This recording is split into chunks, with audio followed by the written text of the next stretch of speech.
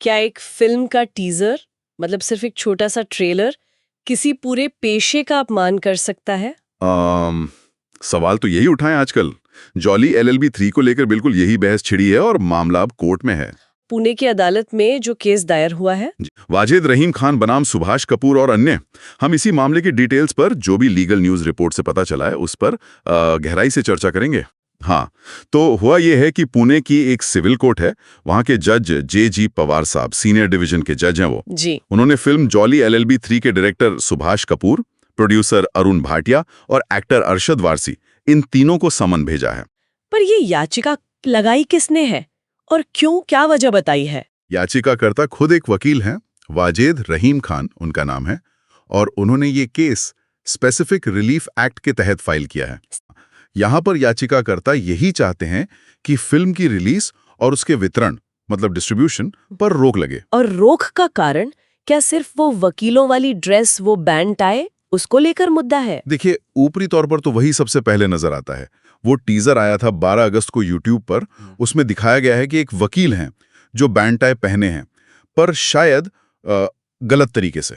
याचिकाकर्ता का कहना है कि ये टाई वकीलों की यूनिफॉर्म का अहम हिस्सा है, और उसका इस तरह मजाक उड़ाना या गलत चित्रण करना, ये सिर्फ वकीलों का नहीं बल्कि पूरी न्याय व्यवस्था, पूरी जुडिशरी का अपमान है। मतलब मामला सिर्फ कपड़े का नहीं बल्कि पेशे के सम्मान और उसके सिंबल से जुड़ा हुआ है। पर क्या बात यहीं खत्म हो जाती है या और भी कुछ है? नहीं, याचिका में इससे आगे भी बात कही गई है। मतलब ये सिर्फ टाई तक सीमित नहीं है। अच्छा। याचिकाकर्ता का तर्क है कि ये जो चित्रण है, ये जानबूझकर वकीलों की गरिमा को कम करता है, समाज में उनके प्रति जो सम्मान है उसे घटाता है, और इससे समाज में शांति भी भंग हो सकती है।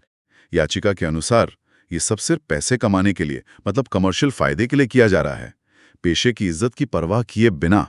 ये तो काफी गंभीर आरोप है कि सिर्फ मुनाफे के लिए एक पूरे प्रोफेशन को गलत तरीके से दिखाया जा रहा है। और सुना है इस फ्रेंचाइजी के साथ ऐसा पहली बार नहीं हो रहा। बिल्कुल सही कहा आपने।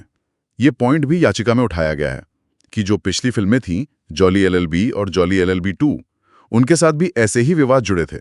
तो ये एक पैटर्न जैसा लग रहा है। खैर, अब आगे फिल्म की रिलीज डेट तो शायद पास ही है, सितंबर में सुनने में आ रहा था। हाँ, रिलीज डेट तो 19 सितंबर के आसपास बताई जा रही है, लेकिन यहीं एक दिलचस्प मोड़ है। वो क्या? कोर्ट ने समन तो भेज दिया है, पर मामले की जो अगली सुनवाई की तारीख रखी है वो 28 अक्टूबर है। 28 अक्टूबर, लेकिन रिलीज तो सितंबर में है, तो फिर सुनवाई तो रिलीज के बाद होगी। जी हाँ, तारीख तो रिलीज के बाद की है।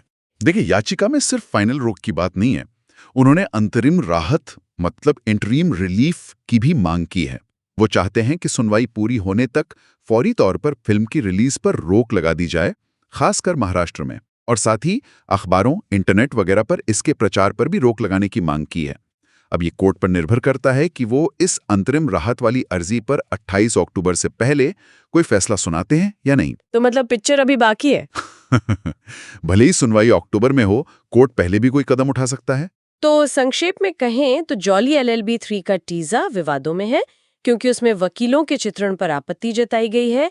एक वकील ने स्पेसिफिक रिलीफ एक्ट के तहत केस किया है, पेशे और न्यायपालिका के अपमान का आरोप लगाया है और फिल्म की रिलीज रोकने की मांग की है।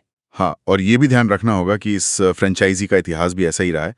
सुनवाई अक्टूबर में, पर अंतरिम राहत पर फैसला पहले भी आ सकता है। मतलब सिनेमा को कितनी छूट मिलनी चाहिए? बिल्कुल, ये एक बहुत अहम सवाल है, और इसका जवाब आसान नहीं है। शायद हर मामले को अलग-अलग देखना पड़ता है।